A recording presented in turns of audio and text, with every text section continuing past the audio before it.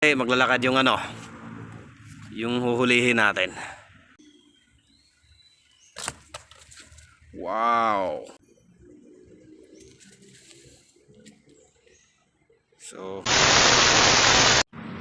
So ito mga tropa, ang laki ng nahuli. So salamat lang din kasi hindi naman sila sinasaktan, inaalagaan pa. So may mga ganito talaga mga nilalang na lumalaki. Lumalaki talaga sila. Kung alagaan nyo lang, lumalaki yan. Tulad nito sa nahuli, no. Mas maganda pag alagaan tulad nito.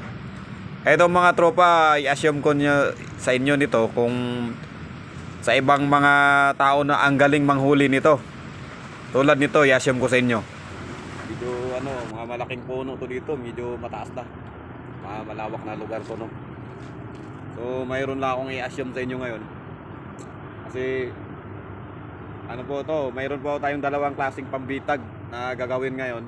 Papakita ko sa inyo kung paano siya ginagawa, paano siya ka-epektibo. Dalawang klaseng pambitag, pero di natin masabi kung anong klaseng pambitag. Pero isa lang ang purpose natin doon.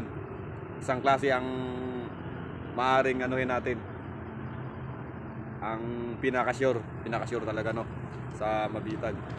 So yan ang titingnan natin ngayon. Nandito tayo sa masukal na lugar.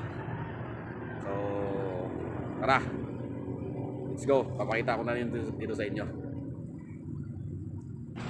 So dito tayo ngayon. Ito yung dumi ng musang sa amin sa Bisaya. Doon sa Mindanao, maral, kaya singgalong.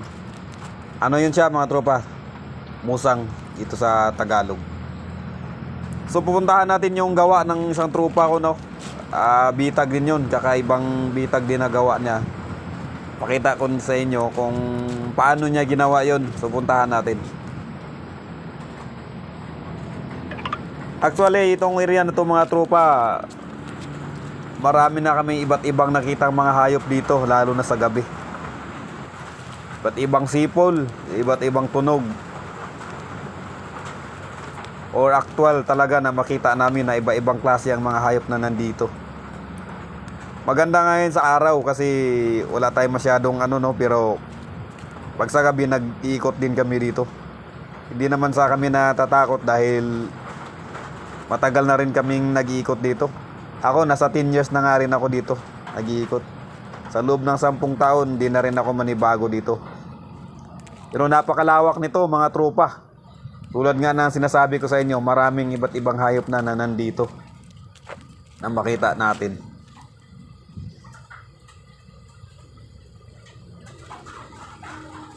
Eto ang haba ng baging. Sa Mindanao tawag namin ito balagon. Napakalaki nito mga tropa. Ang taas. Ang laki na nito. So yung style niya to, aakyat dyan yung nilalang na So mayroon siyang nilagay na mga dyan para hindi makalusot. So hahanap yan siya ng butas.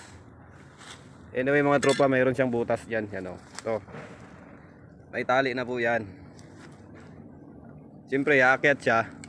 Dito siya dadaan sa may butas. Dadaan siya dyan.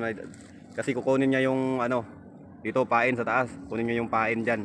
So dadaan talaga siya dito sa may butas. Itong butas na ito mga kaibigan, mayroon siyang tali na. Yan. May tali na po yan. May tali. Tali na yan, nakaabang. Nakaabang na po yan dyan. Yung tali.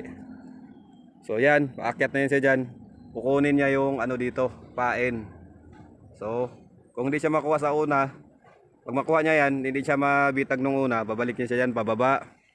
Yan, dito naman siya dadaan. So siyempre may tali na yun dito. May tali na to. Yan siya. Hanggang pababa na siya, pababa. Yun, kuha na yan siya. So yun mga tropa, yung gawa ng kasama ko.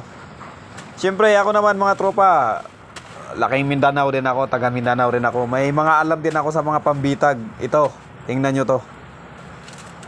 May gagawin din akong kakaibang bitag. Or ang iba, mas marami na rin alam to ang iba nito. Ang gagawin ko naman ay simple lang pero napaka-epektibo. Kung may nilalang man na maligaw o papasok, Medyo sulit talaga tong gawa ko na to. Eto mga tropa, pwede nyo tong gayahin sa kabundukan, lalo sa mga bundok na lugar, no? Pero ang alam ko, iba nito magaling na, magaling. Tulad ng sinasabi ko, sa Mindanao, marami nito sa amin. Maraming magagaling gumawa ng bitag na mas malupit pa nito. Ito sa akin, simple lang po to. Ito lang po yung mga ginagawa ko dati sa Mindanao ako. Kaya sinishare ko lang sa inyo. Pero mas epektibo to.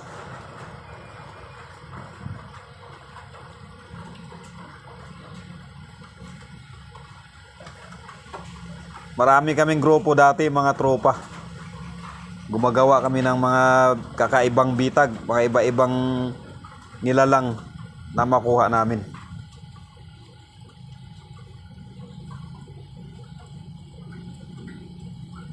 Pero ingat po tayo mga tropa ha. Kasi pag pipitik to na hindi mo pa nasubukan, tapos ikaw nandyan, ikaw matamaan. Ang lupit ng tama nito, pwede kang mabulag kung matamaan ka sa mata. Kaya ingat, ingat. So, try natin kung epektibo na ba to. Titingnan nyo lang kung paano. Siyempre, kung may nila lang manakuan, na maamoy nila na may pagkain. So, siyempre, dito yan sila. Lalagyan pa natin yan ng pagkain kasi. Yan, yung ginawa natin na ano. Eto, papasok sila dyan. Papasok dyan, no? Papasok dyan sa gawa natin. Siyempre, hindi pwedeng walang pain yan. Kailangan may pain. Yan. Eto siya. Kailangan may pain yan mga tropa. Yung pain yan, dito ilagay natin yung pain. Dito siya, pwede natin siya ilagay dito. O kaya dito sa kabila. Pwede siya ilagay dito yung pain. Kasi mayroong butas naman doon palabas. Papasok yan sila dyan. Tapos, yan. At saan sila dadaan una? Kung dito man sila dadaan, so at least nasa gitna yung bitag natin. So mga tropa, subukan natin. Subukan natin yung bitag kung kunwari maglalakad yung ano, yung huhulihin natin. So, natin. Yun, sapol mga tropa. So, tulad ng sinasabi ko, napaka-epektibo talaga. Sapol na sapol.